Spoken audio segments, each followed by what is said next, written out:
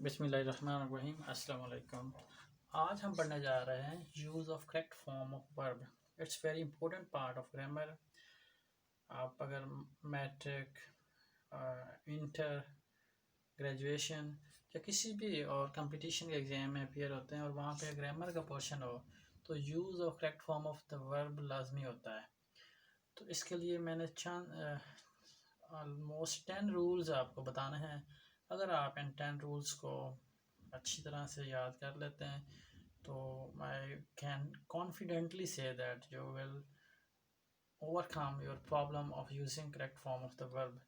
तो सबसे पहले जो फर्स्ट रूल है वो है कि हमने first form of the verb कहाँ पे इस्तेमाल करनी है। इसके लिए ये कुछ हेल्पिंग वर्ब्स हैं या मॉडल वर्ब्स। तो ये वाले जो लफ्ज़ आते हैं तो इनके बाद आपने हमेशा first form of the verb इस्तेमाल करनी है। Will, would, may, shall, should, might, must, can, could, to, let. तो इनके बाद जब भी हम फॉर्म लगाएंगे वर्ब की तो हमेशा फर्स्ट फॉर्म लगाएंगे। You may go, we should reach on time, it might rain. तो ये आप मैनी एग्जांपल्स बना सकते हैं। आपकी आसानी के लिए ये है कि आप ये रूल्स इनको आप वीडियो को पॉज करके साथ नोट भी कर सकते हैं। सेकंड रूल है कि इंग फॉर्म कहाँ पे इस्तेमाल करनी है और हमें कहाँ पे इस्तेमाल करनी चाहिए। अगर ये हेल्पिंग वर्ब आ जाएं, is, am, are, was, were, will be, shall be, has been, have been, will have been, shall have been, would have been, might have been, तो इन तमाम हेल्पिंग वर्ब्स के बाद आपने आईएनजी वाली फॉर्म इस्तेमाल करनी है। और यह भी याद रखना है कि आईएनजी वाली फॉर्म हमेशा वर्ब की फर्स्ट फॉर्म के साथ आईएनजी लगाने से बनती है। एक एग्जांपल देता हूँ, आई हैव बीन टीचिंग। तो यहाँ पर जो भी वर्ब लगाएंगे वो आईएनजी वाली फॉर्म के साथ लगाएंगे क्योंकि हेल्पिंग इधर हैव बीन आ गया है। तो इसी तरह कोई भी हेल्पिंग वर्ब आएगा इनमें से तो उसके बाद जब हम फॉर्म लगाएंगे तो हमेशा आईएनजी वाली फॉर्म इस्तेमाल करेंगे। थर्ड रूल कि हमने third form of the verb कहाँ पे इस्तेमाल करनी है। अगर ये वाले हेल्पिंग वर्ब्स आ जाएं, has, have, had, will have, shall have, could have, might have, would have, तो हम हमेशा third form of the verb इस्तेमाल करते हैं। तो वी हैव कंप्लीटेड होमवर्क, तो इनमें से जो भी हेल्पिंग वर्ब आ जाएगा उसके बाद हम थर्ड फॉर्म लगाएंगे। और इसके अलावा जब कोई सेंटेंस पैसिव वॉइस में हो तो इसमें भी हमेशा थर्ड फॉर्म लगती है। The thief was cot red handed. अब ये हमने रूल 2 में पढ़ा है कि वॉज के बाद तो आईएनसी वाली फॉर्म आती है, लेकिन यहाँ पे मैं बता रहा हूँ कि पैसिव वॉइस में जो भी हेल्पिंग वर्ब आ जाए उसके बाद थर्ड फॉर्म लगानी है। तो ये पता कैसे चलेगा कि पैसिव वॉइस है, तो ये मैं आपको डिटेल के साथ जब पैसिव वॉइस करेंगे नेक्स्ट किसी लेक्चर में तो वहाँ पे मैं आपको बता दूँगा। Fourth rule very important rule है। इसमें ये देखना है कि बिफोर या व्हेन के बाद अगर सेकंड फॉर्म आ रही हो तो उससे पहले हम हैड के साथ थर्ड फॉर्म भी लगा सकते हैं और वाज या वर के साथ आईएनजी वाली फॉर्म भी लगा सकते हैं। बिफोर या व्हेन के बाद सेकंड फॉर्म आ रही हो तो इससे बिफोर या व्हेन से पहले हैड के साथ थर्ड फॉर्म भी लगा सकते हैं, वाज या वर के साथ आईएनजी वाली फॉर्म भी लगा सकते हैं, दोनों ही ठीक होते हैं। He was riding a car when he met accident, तो ये when से पहले was riding और बाद में second form. The bell had rung before I reached school, before के बाद सेकंड फॉर्म और इससे पहले had और थर्ड फॉर्म। तो ये ऊपर वाला रूल एग्जाम्पल के साथ है। एक और रूल है बिफोर के साथ, अगर फर्स्ट फॉर्म आ रही हो, ये था बिफोर के बाद सेकंड फॉर्म आ रही हो तो ये लगाना है, और बिफोर के बाद अगर फर्स्ट फॉर्म आ रही हो तो हमने इससे पहले फिर विल हैव या शैल हैव के साथ थर्ड फॉर्म लगानी है। तो ये बात मिक्स होने नहीं देनी है, इसको नोट कर लें। ये आपने देखना है कि बिफोर के बाद सेकंड फॉर्म आ रही हो तो इधर पहले हैड के साथ थर्ड फॉर्म लगानी है, लेकिन बिफोर के बाद फर्स्ट फॉर्म आ रही हो तो विल हैव या शैल हैव के साथ थर्ड फॉर्म लगानी है। The function will have ended before you arrive, तो ये अराइव फर्स्ट फॉर्म है, इधर लगेगा विल हैव और थर्ड फॉर्म। रूल 5 तवज्जो से सुनना पड़ेगा। नेक्स्ट या टुमारो आ जाए, किसी सेंटेंस में नेक्स्ट या टुमारो आ जाए तो वो सेंटेंस होगा फ्यूचर इंडेफिनेट का, और फ्यूचर इंडेफिनेट में विल या शैल के साथ फर्स्ट फॉर्म लगती है। नेक्स्ट या टुमारो आ जाए तो सेंटेंस फ्यूचर इंडेफिनेट का होगा, विल या शैल के साथ फर्स्ट फॉर्म लगेगी। अगर ये ऑप्शन मौजूद ना हो, नेक्स्ट या टुमारो आ जाए, ये वाली ऑप्शन हमारे पास नहीं है फ्यूचर इंडेफिनेट वाली, तो फिर प्रेजेंट कंटिन्यूस भी लगा सकते हैं इज एम आर के साथ आईएनजी वाली फॉर्म। नेक्स्ट टुमारो के साथ फ्यूचर इंडेफिनेट लगाना है, ये ऑप्शन ना हो तो फिर प्रेजेंट कंटिन्यूस यानी कि इज एम आर के साथ आईएनजी वाली फॉर्म भी लगा सकते हैं।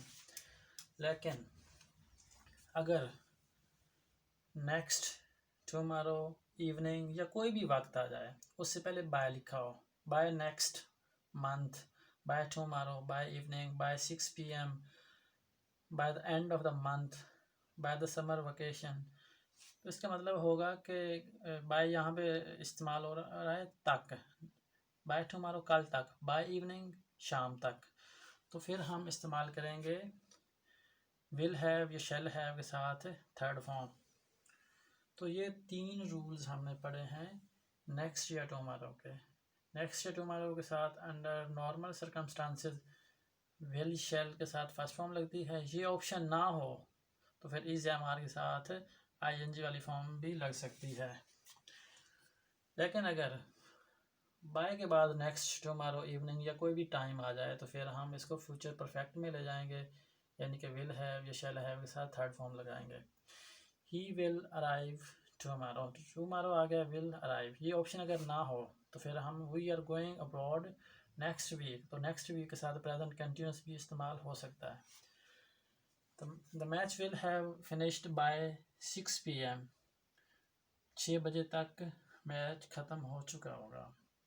तो बाय के बाद टाइम आ रहा है तो फिर हम इसको फ्यूचर परफेक्ट में यानी कि विल हैव या शैल हैव के साथ थर्ड फॉर्म इस्तेमाल करेंगे।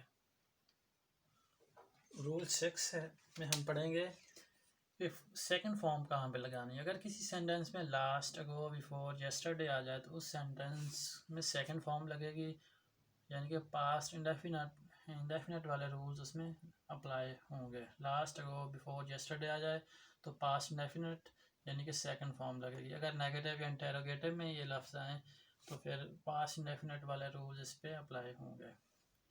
The guest arrived yesterday, yesterday आया तो फिर हम सेकंड फॉर्म यानी कि पास्ट इंडेफिनेट लगाएंगे।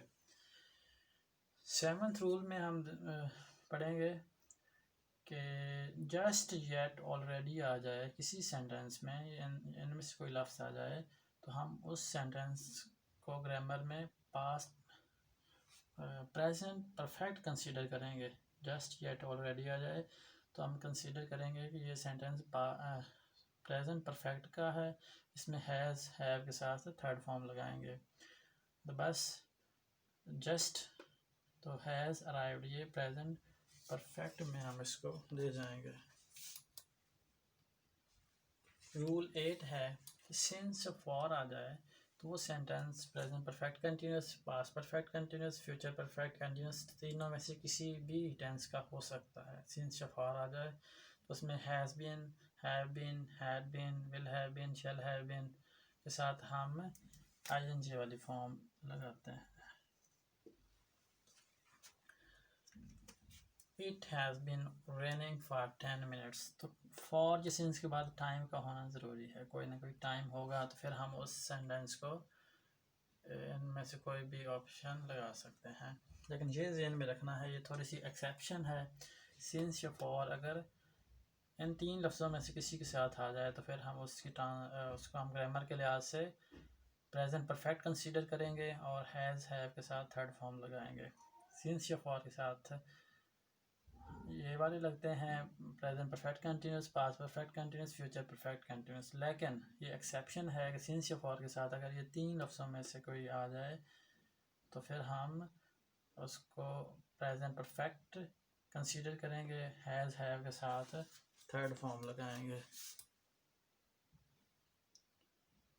रूल 9 में हम देखेंगे कि अगर किसी सेंटेंस में नाउ, एट, प्रेजेंट, करंटली आ जाए तो हम उसको प्रेजेंट कंटिन्यूस के मुताबिक ग्रामर लगाएंगे, यानी कि इज एम आर के साथ आईएनजी वाली फॉर्म लगाएंगे। अगर किसी सेंटेंस में नाउ, एट प्रेजेंट या करंटली आ जाए, the baby is crying for milk now, now आ गया तो प्रेजेंट कंटिन्यूस लगाएंगे। 10th रूल में हम देखेंगे कि अगर किसी सेंटेंस में every, daily, usually, often, always, seldom ऐसे कोई लफ्ज़ आ जाए तो हम उस सेंटेंस को प्रेजेंट इंडेफिनिट कंसीडर करेंगे और फर्स्ट फॉर्म लगाएंगे। सारे रूल जो प्रेजेंट इंडेफिनिट वाले होते हैं, कहाँ पे एस का इजाफा करना है, जैसा कि हमने पिछले लेक्चर्स में टेंसेस के बारे में पढ़ा है, कहाँ पे अगर नेगेटिव होगा तो कहाँ पे डू या डू नॉट, डज नॉट लगाना है, या पास्ट इंडेफिनिट में भी फर्स्ट फॉर्म लगती है डिड के साथ, डज, डू तीनों के साथ फर्स्ट फॉर्म लगती है। तो ये हैं 10 रूल्स जो मैंने बड़े ही आसान तरीके से